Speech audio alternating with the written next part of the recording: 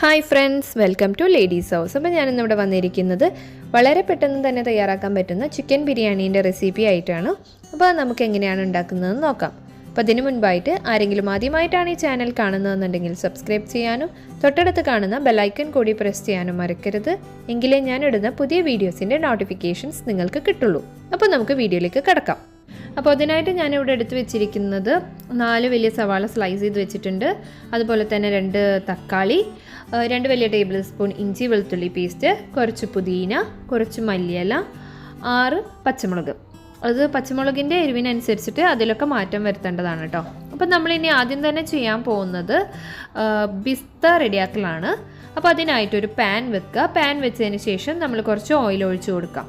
അതിനുശേഷം ഈ ഓയിൽ നന്നായി ചൂടായതിന് ശേഷം നമുക്ക് ഇതിനകത്തേക്ക് നമ്മൾ സ്ലൈസ് ചെയ്ത് വെച്ചിട്ടുള്ള ഓനിയൻ ഇതിനകത്തേക്ക് ഇട്ട് കൊടുക്കണം. എന്നിട്ട് നമ്മൾ ബിസ്ത റെഡിയാക്കണം. അപ്പോൾ ആ ബിസ്തയിൽ നിന്ന് നമ്മൾ ഡെക്കറേഷന് വേണ്ടിയിട്ടും പിന്നെ അതുപോലെ തന്നെ കുറച്ച് മസാലയിൽക്കും എടുക്കാനായിട്ട് പോകുന്നുണ്ട്. അപ്പോൾ 4/1 ഭാഗമാണ് നമ്മൾ ബിസ്ത റെഡിയാക്കേണ്ടത്. ഓക്കെ, അപ്പോൾ നമുക്ക് ഇനി ബിസ്ത റെഡിയാക്കാം. നമ്മുടെ ഓയിൽ നന്നായിട്ട് ചൂടായി വന്നിട്ടുണ്ട്. അപ്പം ഞാൻ അതിനകത്തേക്ക് സവാള ഇട്ട് കൊടുക്കുകയാണ്. അപ്പോൾ ഇനി നിങ്ങൾക്ക് ഡെക്കറേഷന് കൂടുതൽ സവാള വേണം എന്നുണ്ടെങ്കിൽ അത് എങ്ങനെയാണെന്ന് വെച്ചാൽ ആഡ് ചെയ്യണമെങ്കിൽ ആഡ് ചെയ്യാവുന്നേ ഉള്ളൂ കേട്ടോ. അപ്പോൾ ഞാനിതാ ഇപ്പോൾ ഇത്രയാണ് ഇട്ട് കൊടുക്കുന്നത്. അപ്പോൾ ഞാൻ ബാക്കി വെച്ചിരിക്കുന്നത് ഞാനൊന്ന് കാണിച്ചു തരാം. ഇത്രയാണ് ഞാൻ മസാലയ്ക്ക് എടുക്കുന്നത്. അപ്പോൾ നമ്മൾ ഇനി ഇത് നന്നായിട്ട് ഒന്ന് ഫ്രൈ ആക്കിയിട്ട് എടുക്കുന്നവരെ നമുക്കൊന്ന് വെയിറ്റ് ചെയ്യാം. ഇപ്പോൾ ഇത് നന്നായിട്ട് ഫ്രൈ ആയിട്ട് കിട്ടിയിട്ടുണ്ട്. നമ്മളിതൊക്കെ ഒന്ന് കോരി മാറ്റിയെടുത്ത് വെക്കാനായിട്ട് പോവുകയാണ്. അപ്പോൾ നിങ്ങൾക്ക് ഈ ഒരു പ്രോസസ്സ് വേണമെന്നുണ്ടെങ്കിൽ ഗീയിലോ അല്ലെങ്കിൽ ബട്ടറിലോ വേണമെങ്കിൽ ചെയ്യണമെങ്കിൽ ചെയ്യാവുന്നതേ ഉള്ളൂ. ഞാനിപ്പോൾ ഇവിടെ ഓയിൽ എടുത്തുന്നേ ഉള്ളൂ കേട്ടോ. ഓക്കെ, ഞാനിപ്പോൾ ഇതൊന്ന് കോരി മാറ്റി വെച്ചിട്ടുണ്ട്. നമ്മളിനി ഇതേ ഓയിലിൽ തന്നെയാണ് കാഷ്യൂനട്ടും കിസ്മിസും ഒക്കെ നമ്മൾ വറുത്ത് കോരാനായിട്ട് പോകുന്നത്. അപ്പോൾ ഞാൻ കുറച്ച് കാഷ്യൂനട്ട് മാത്രമാണ് എടുക്കുന്നുള്ളൂ. അത് ജസ്റ്റ് ഒരു ഡെക്കറേഷൻ പർപ്പസിന് വേണ്ടി മാത്രമേ ഞാൻ എടുക്കുന്നുള്ളൂ. ഇടയിൽ ദമ്മിലൊന്നും ഞാൻ ചേർക്കുന്നില്ല. അപ്പോൾ അതുകൊണ്ട് അതൊക്കെ നിങ്ങളുടെ ഇഷ്ടത്തിനനുസരിച്ചിട്ട് ആഡ് ചെയ്യേണ്ടതാണ്. ഞാനിപ്പോൾ ഇത്ര മാത്രമേ ഇതിനകത്ത് എടുക്കുന്നുള്ളൂ. അപ്പോൾ ഞാനിതും ഇതിനകത്ത് ഇട്ട് തന്നെ ഒന്ന് ഫ്രൈ ചെയ്തിട്ട് ഒരു ബ്രൗൺ കളർ ആവാൻ തുടങ്ങുന്ന നേരത്ത് ബാക്കി കിസ്മിസും ഞാൻ പിന്നെ 2 പച്ചമുളക് എടുത്തിട്ടുണ്ട്, 2 സ്ട്രിങ് വേപ്പിലയും കൂടി എടുത്തിട്ടുണ്ട്. അതും കൂടി ഇതിനകത്ത് ഇട്ടിട്ട് ഒന്ന് വറുത്ത് കോരി മാറ്റിയെടുത്ത് വെക്കാനായിട്ട് പോവാണ്. അപ്പോൾ ഇത് ജസ്റ്റ് ഡെക്കറേഷൻ പർപ്പസിനുള്ളതാണ്. അപ്പോൾ ഇത് ഞാൻ മാറ്റി വേറെ വെക്കാൻ പോവാണ്. അപ്പോൾ ഇത്രയേ ഉള്ളൂ. ഇനി നമ്മൾ ചെയ്യേണ്ടത് ബിരിയാണി പരിപാടിയാണ് നമ്മൾ നോക്കുന്ന മസാല പരിപാടി. അപ്പോൾ അതിനായിട്ട് മസാല തയ്യാറാക്കാനായിട്ടുള്ള ഒരു പാത്രം എടുക്കുക. ആ പാത്രത്തിനകത്തേക്ക് നമ്മൾ കഴുകി വൃത്തിയാക്കി വെച്ചിരിക്കുന്ന 1 കിലോ ചിക്കനാണിത്. അപ്പോൾ ആ ചിക്കൻ നമ്മളൊന്ന് നിരത്തി വെച്ച് കൊടുക്കുക.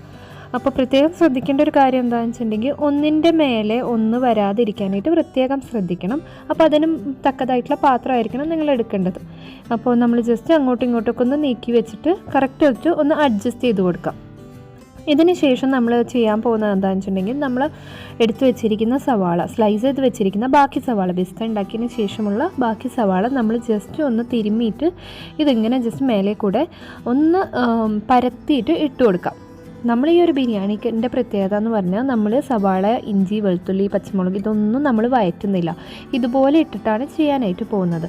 ഓക്കെ, അപ്പോൾ പലർക്കും സംശയം ഉണ്ടാവും ഇതുപോലെ ഇങ്ങനെ വെച്ച് കഴിഞ്ഞിട്ടുണ്ടെങ്കിൽ ബിരിയാണി റെഡിയാവുമോ എന്നൊക്കെ ഉള്ളത്. ഒട്ടും സംശയിക്കേണ്ട, ഇതുപോലെ വെച്ചാൽ നല്ല അടിപൊളി ബിരിയാണിയാണ് നിങ്ങൾക്ക് കിട്ടുന്നത്. അപ്പോൾ അതാണ് ഞാനിവിടെ കാണിച്ചു തരാനായിട്ട് പോകുന്നത് കേട്ടോ. അപ്പോൾ ഇതുപോലെ ഇങ്ങനെ സവാള ഇട്ടതിന് ശേഷം അടുത്തതായിട്ട് നമ്മൾ ഇടാൻ പോകുന്നത് ഇഞ്ചി വെളുത്തുള്ളി പേസ്റ്റാണ്. അപ്പോൾ അത് ഞാനൊരു 2 ടേബിൾ സ്പൂണാണ് എടുത്തിട്ടുണ്ടായിരുന്നത്.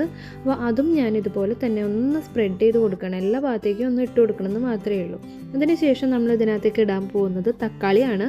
അപ്പോൾ ഞാൻ അരിഞ്ഞു വെച്ചിട്ടുള്ള 2 തക്കാളിയാണ്. 2 തക്കാളി നമ്മൾ ഇതുപോലെ തന്നെ ഒന്ന് ലെയർ ചെയ്തിട്ട് കൊടുക്കണം. ഇങ്ങനെ ഇന്ന രീതിയിൽ വെക്കണം എന്നൊന്നുമില്ല. ഇത് ജസ്റ്റ് എല്ലാം കൂടി ഒന്ന് പരത്തിയിട്ട് ഇട്ട് കൊടുത്താൽ മാത്രം മതി. അപ്പോൾ ഇത് നമുക്ക് ജസ്റ്റ് ഇതുപോലെ ഒന്ന് പരത്തി ഇട്ട് കൊടുക്കാം. അതിനുശേഷം നമ്മൾ ഇതിനകത്തേക്ക് ഇനി ആഡ് ചെയ്യാനായിട്ട് ഇട്ട് കൊടുത്തിട്ടുണ്ട്. അതിനുശേഷം നമ്മൾ ഇതിനകത്തേക്ക് ആഡ് ചെയ്യാനായിട്ട് പോകുന്നത് മല്ലിയിലയാണ്. മല്ലിയിലയും ഇതുപോലെ നന്നായിട്ടൊന്ന് ഇട്ട് കൊടുക്കാം, എല്ലാ ഭാഗത്തും എത്തുന്ന പോലെ.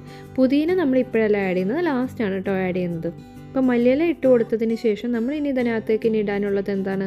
പച്ചമുളകാണ് ഇടാനായിട്ടുള്ളത്. അപ്പോൾ ഞാൻ ഇതിനകത്ത് 6 പച്ചമുളക് സ്ലിറ്റ് ചെയ്ത് വെച്ചിട്ടുണ്ട്. അതാണ് ഞാൻ ഇട്ട് കൊടുക്കുന്നത്. അപ്പോൾ പച്ചമുളകിൻ്റെ എണ്ണം എന്ന് പറയുന്നത് ഓരോരുത്തരുടെ എരിവിനനുസരിച്ചിട്ടാണ് ഇടേണ്ടത്. അപ്പോൾ അതങ്ങനെ അപ്പോൾ ഞാൻ ഇട്ട് കൊടുത്തിട്ടുണ്ട്. ഇനി ഞാൻ ഇതിനകത്തേക്ക് ഇടുന്നത് ഞാൻ വേപ്പിലയും കൂടി ഇടുന്നുണ്ട്. അപ്പോൾ ഞാനൊരു 2 സ്ട്രിങ് വേപ്പിലയും കൂടി ഇതിനകത്ത് ഇടുന്നുണ്ട്. ഇതും ഓപ്ഷണൽ മാത്രമാണ്.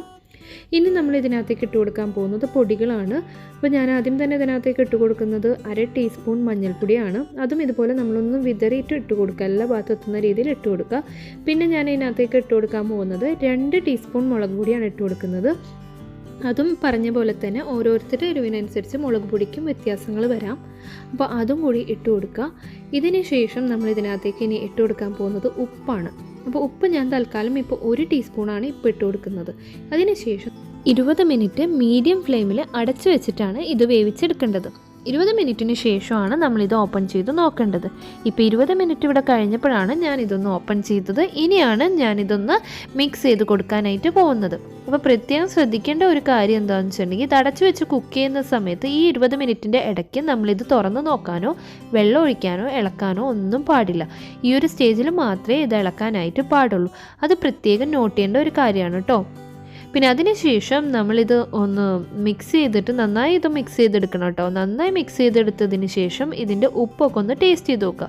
വേണമെങ്കിൽ ഇട്ട് കൊടുക്കാവുന്നതേ ഉള്ളൂ. ഞാനിപ്പോൾ ഇതിൻ്റെ ഉപ്പൊന്ന് ടേസ്റ്റ് ചെയ്ത് നോക്കിയിട്ടുണ്ട്. അപ്പോൾ എനിക്ക് കുറച്ച് കുറവ് തോന്നിയത് കൊണ്ട് ഞാൻ കുറച്ചുകൂടെ ഉപ്പ് ഇതിനകത്തേക്ക് ആഡ് ചെയ്ത് കൊടുക്കാനായിട്ട് പോവുകയാണ്.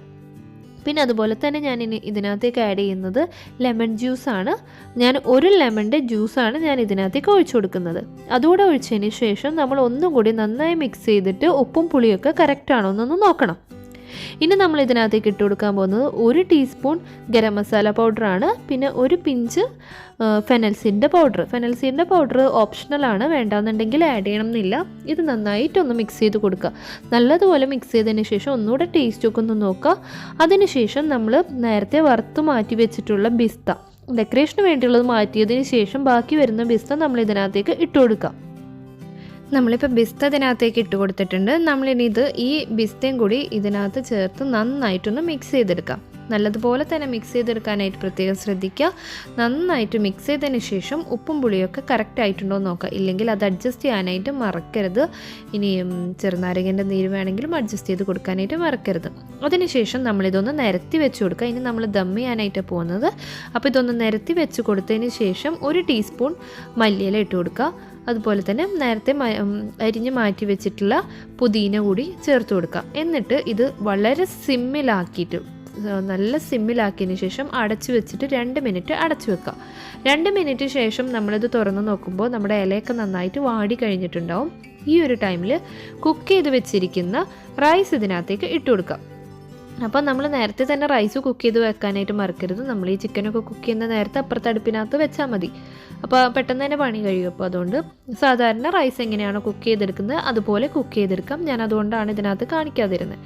അപ്പോൾ ഞാൻ കുക്കറിലാണ് കേട്ടോ റൈസ് കുക്ക് ചെയ്തെടുക്കുന്നത്. അത് വേണമെന്നുണ്ടെങ്കിൽ അടുത്ത വീഡിയോയിൽ ഞാൻ നെയ്ച്ചോറ് എങ്ങനെ ചെയ്യുന്നതെന്നുള്ളത് ഞാൻ വേറെ ഒരു വീഡിയോയിലായിട്ട് ചെയ്ത് കാണിച്ചു തരാം. അപ്പോൾ ഇതുപോലെ ഇങ്ങനെ റൈസ് ഞാൻ ഇട്ട് കൊടുത്തിട്ടുണ്ട്. ഞാൻ നടുക്ക് ഒന്ന് ലെയർ ചെയ്യാനായിട്ട് കുറച്ച് മല്ലിയിലയും പുതിനയും അതുപോലെ തന്നെ കുറച്ച് പിസ്തയും എടുത്തിട്ടുണ്ട്. അതുകൂടി ഇട്ട് കൊടുത്തതിന് ശേഷം അടുത്ത ലെയറായിട്ട് ചോറും കൂടി ആഡ് ചെയ്ത് കൊടുക്കുകയാണ്. ഞാനിപ്പോൾ ഇതിനകത്ത് വേറെ നെയ്യൊന്നും യൂസ് ചെയ്യുന്നില്ല. ഇപ്പോൾ ഒരു റംദാൻ ടൈം ആയതുകൊണ്ടാണ് ഞാൻ വേറെ നെയ്യൊന്നും ഉപയോഗിക്കാത്തത്. ഇനി നിങ്ങൾക്ക് വേണമെന്നുണ്ടെങ്കിൽ അതൊക്കെ ഉപയോഗിക്കാം. അപ്പോൾ നല്ല മണവും ടേസ്റ്റും ഒക്കെ കുറച്ചുകൂടി കൂടും. ഞാൻ ഫുൾ ചോറിട്ട് കൊടുത്തതിന് ശേഷം വീണ്ടും ഈ മാറ്റി വെച്ചിരിക്കുന്ന മല്ലിയില പുതിന ഇതൊക്കെ ഞാൻ ഒന്നുകൂടി ചേർത്ത് കൊടുക്കേണ്ട ഇതിന് മേലേക്ക്. ഇതൊക്കെ ഓപ്ഷണലാണ്, ഇതൊക്കെ വേണമെന്നുണ്ടെങ്കിൽ ചെയ്താൽ മതി.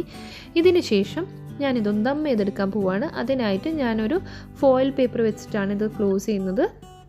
എന്നിട്ട് ഇത് അടച്ചു വെച്ചിട്ട് ലോ സിമ്മിൽ നല്ല സിമ്മിലാക്കിയിട്ടതിന് ശേഷം 15 മിനിറ്റാണ് ഞാനിത് വെക്കാൻ പോകുന്നത്. ഇനി 15 മിനിറ്റിന് ശേഷം നമുക്കിതൊന്ന് തുറന്ന് നോക്കാം.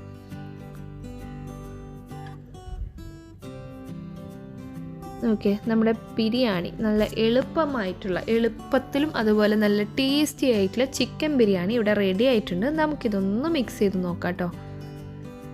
മിക്സ് ചെയ്തിട്ട് ഇനി നമുക്കിതൊരു കണ്ടോ, നമ്മുടെ ബിരിയാണി ഇവിടെ അടിപൊളിയായിട്ടുണ്ട്. അടിയിലൊന്നും പിടിച്ചിട്ടില്ല, അത് കണ്ടില്ലേ, അടിയിലൊന്നും പിടിച്ചിട്ടില്ല. ഞാനിപ്പോൾ ഇതൊരു പാത്രത്തിനകത്തേക്ക് മാറ്റട്ടെ.